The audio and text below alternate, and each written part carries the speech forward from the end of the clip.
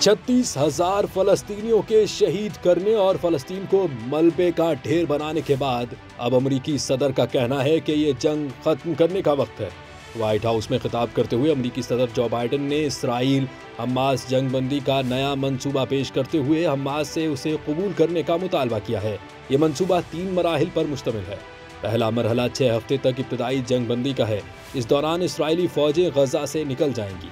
यरगमाली और सैकड़ों फलस्तीनी कैदियों का तबादला होगा। फलस्तीनी शहरी गजा वापस जाएंगे और गजा में रोजाना 600 इमदादी ट्रक आएंगे।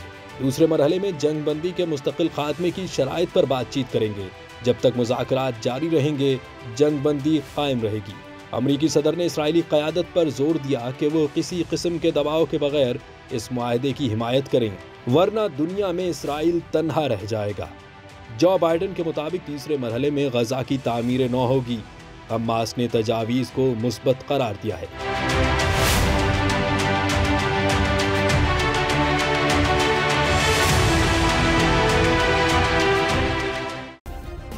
सब्सक्राइब करें और बेल दबाएं ताकि कोई खबर रह न जाए।